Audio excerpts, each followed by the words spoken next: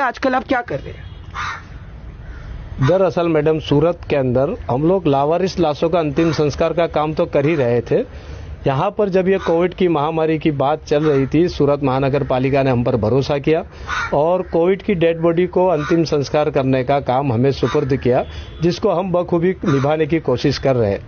Covid के बारे में जो मीडिया के द्वारा जनता को पता चला है, उससे एक ऐसा माहौल बन गया है कि कोई भी व्यक्ति अपने पेरेंट्स की डेड बॉडी को छूना पसंद नहीं करता।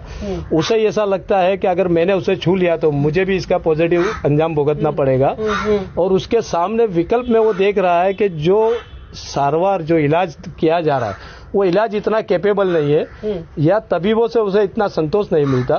तो वो एक भय का वातावरण बन चुका है कि अगर अस्पताल में मेरा आदमी गया तो वो जिंदा बचने वाला नहीं। ऐसी सूरत में वो तमाम डेड बॉडीज को उनके धर्मों के एतबार से हमें डिस्पोज करना पड़ता है। दूसरा, उनके पेरेंट्स को हम लोग सांत्वना देते हैं, और जो WHO की गाइडलाइन है, जिसका हमें एक्सपीरियंस है और हमें डेमोन्स्ट्रेशन कराकर डेप्यूटी कमिश्नर ने बताया है, उस तरह हम उसका अंतिम संस्कार कर रहे हैं। और मैं आपसे ये भी समझना चाहती हूँ, आपने बहुत एक दिल से बात बोली कि इस समय म्युनिसिपल कॉर्पोरेशन की आप मदद कर रहे हैं और आपको कोई फर्क नहीं पड़ता कि जो विक्टिम है, जिसकी डेथ हुई है, वो हिंदू हो, मुस्लिम हो, सिख हो, क्रिश्चियन हो, आप उनके विश्वास को रखते हुए, उनके धर्म को रखते हुए आप उनको उनकी फाइनल राइट्स करते हैं। जी मैडम, असल में क्या, ये दुख का समय है। मरने वाला हर व्यक्ति पहले तो वो मानवीय है, फिर वो किसी धर्म से जुड़ा हुआ है। हर धर्मों की अपनी अपनी प्रणालिका होती है, लेकिन हमने कुछ ऐसी उनके सामने WHO की गाइडलाइन के मान्य रखते हुए कुछ विगतें रखी है।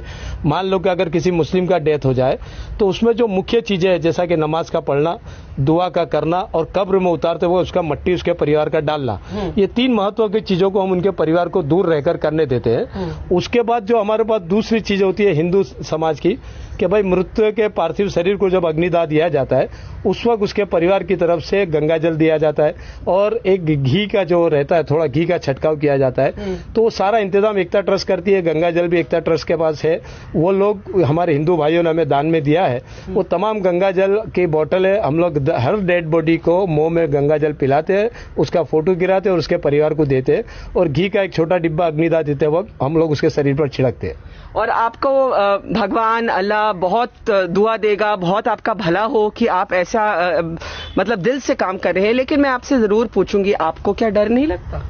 मैडम, डर कर अब इस देश की सेवा तो हो नहीं सकती। इस वक्त देश को हमारी जरूरत है।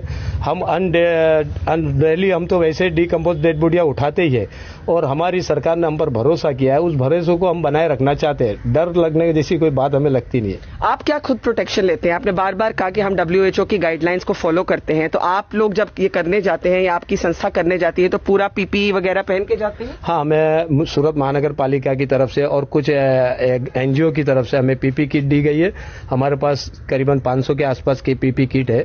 हमारे 4 सभ्य जो रहते हैं, मेंबर्स रहते हैं, वो PP किट पहनकर अंदर जाते हैं। दूसरा, हमें हर 2 दिन में हमारे सुपरिटेंडेंट जो डॉक्टर चौकसी, RMO चौकसी साहब है, वो हमारी ट्रीटमेंट के लिए कुछ दवाइयां देते हैं, ताकि हमारे शरीर की जो ह्यूमन शक्ति है, अंदर की शक्ति बनी रहे और हमारे जो बैक्टीरिया, रोग प्रतिकारक शक्ति के बैक्टीरिया भी जीवित रहे। ऐसे वो लोग हमारा इलाज करते रहते हैं। बाकी तो सब हम मालिक पे छोड़ देते हैं। हमारा काम मानवता को जगाना है, उसका काम वो करे, हमारा काम हम करते हैं। मैं देख रही हूँ यहाँ एकता ट्रस्ट का जो दफ्तर है, आप धर्म से मुस्लिम हैं और आज आप एक हिंदू जो बॉडी है उसका अंतिम संस्कार करने जा रहे हैं, और बिल्कुल सड़क के ऑपोजिट साइड एक चर्च भी मैं देख रही हूं।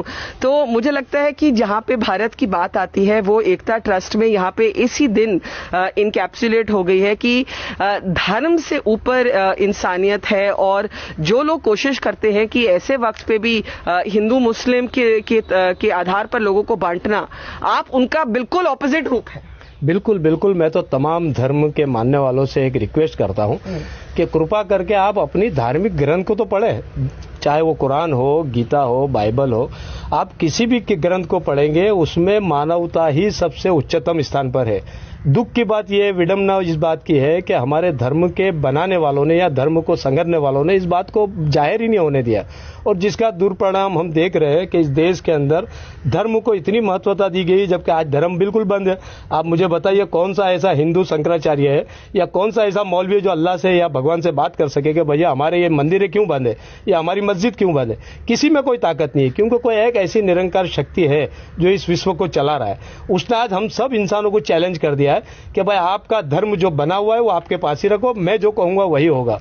तो मैं तमाम देशवासियों से एक विनती करता हूं, रिक्वेस्ट करता हूं, प्लीज प्लीज आप अपने धर्म को मानिए, मुझे उससे इनकार नहीं है, वो मानना भी चाहिए, लेकिन धर्म में पॉजिटिव बातें उसी को मानिए, जो बनी बनाई डाली गई है उसे ना माने। अच्छा, एक आखिरी सवाल, ये आपने काम शुरू कैसे किया? मैं आज से 33 साल पहले एक डेड बॉडी ऐसी आई थी जो मुस्लिम महिला की थी, जिसका नाम सकीना बीबी था। वो सूरत के करीबन 70 किलोमीटर दूर कोसंबा गांव की रहने वाली थी। उसके बेटों को जैसे पता चला कि हमारी मम्मी को HIV एड्स हुआ है, वो छोड़कर भाग गए, क्योंकि उस वक्त HIV एड्स को बहुत बड़ी बीमारी माना जाता था। वो डेड बॉडी करीबन 15-20 दिन तक डिकम्पोज हो गई, उसमें कीड़े पड़ गए, जीवात पड़ गए। तब RMO जो PK पटेल डॉक्टर साहब है, उन्होंने पेपर में एक ऐड दी कि भाई ये मुस्लिम बॉडी पड़ी है, कृपा करके आप इस बॉडी का अंतिम संस्कार मुस्लिम धर्म के लोग करें। मैं जब उस बॉडी को देखने गया तो करीबन उस वक्त मुझे 22-23 दिन हो चुके थे डेड बॉडी को देखे हुए। हजारों कीड़े उसके डेड बॉडी पर घूम रहे थे। मैं मुस्लिम औरतों को लाया नहलाने के लिए, करीबन 4 औरतें आए और 4 औरतें भाग गई कि भाई नहीं, हम इसको नहीं नहला सकते। बहरहाल मैंने हमारे धर्म के बड़ों से बात की, उन्होंने कहा कि आप पानी डाल दो, कीड़े जितने निकल सकते डिटॉल डालकर साफ कर दो। उस डेड बॉडी को जब हम लोग ने अंतिम संस्कार किया, दफन विधि की, उसके बाद रात को मुझे सोते वक्त एक अजीब सा सपना आया। उसमें मैंने देखा कि वही औरत जिसका चेहरा तो मैं पहचान नहीं रहा था, वही औरत अपने एक आलीशान बगीचे में बैठी है, वो झूला झूल रही है और मुझे दूर से मुस्कुराकर हंस रही है। इसके बारे में मैंने अपने धर्म के लोग जो बड़े हैं उनसे पूछा कि ये क्या इशारा देती है, तो बोले वो ये कहना चाहती कि अब तू ये काम कर पाएगा, तूने एक आत्मा को संतुष्टि दी है, वो तुझसे बहुत खुश है और इस दुनिया को बनाने वाला मालिक भी तुझसे बहुत खुश है। तो मुझे वहीं से फीलिंग शुरू हुई। और हमारे शफी भाई बिस्मिल्लाह होटल वाले जो पिछले 50 सालों से उनके पिताजी भी ये काम कर रहे थे, मैंने उनका कांटेक्ट किया और उनसे बात की, तो उनको भी ये मेरा आइडिया अच्छा लगा कि नहीं भाई इसके लिए एक NGO का होना चाहिए। और हिंदू मुस्लिम सब जो मेरे दोस्त लोग थे उनको बात की और NGO की शुरुआत हो गई। मैंने आपके दफ्तर में देखा कि आपके टेबल के पीछे हमारा झंडा है और मुझे लगा कि मुझे आपको कहना चाहिए कि मेरे लिए आपसे बड़ा राष्ट्रवाद का कोई उदाहरण नहीं। जी मैडम, मैं तो ये नहीं समझ पा रहा हूँ कि राष्ट्रवाद किसी पक्ष में होता है या किसी इंसान के कहने से होता है। मैं ऐसा मानता हूँ कि हर मानवी को कर्म योद्धा होना चाहिए, वह अपने कर्म के जरिए अपने देश का भला करे और राष्ट्रवादी खुद ही कहलाएगा। किसी के सर्टिफिकेट बांटने से कभी राष्ट्रवाद बन नहीं सकता आदमी। मैं सिर्फ आपको सलाम दे सकती हूँ। Thank you. बहुत बहुत मेरी तरफ से सलाम, दुआ, शुक्रिया अदा, धन्यवाद कि आप ऐसे समय में एक इंसानियत के इतना बड़ा काम कर रहे हैं। धन्यवाद, thank you. And if we really want to learn a lesson, we should come here to the Ekta Trust. You can see all of the volunteers here. मेरे पीछे खड़े हैं, and they don't talk about Hindu, Muslim, Sikh, Isai. They simply provide that dignity in death at a time when even family members are not willing to do so. This is the most fiercely nationalist Indian that I have met in a long time, and I am humbled to meet him.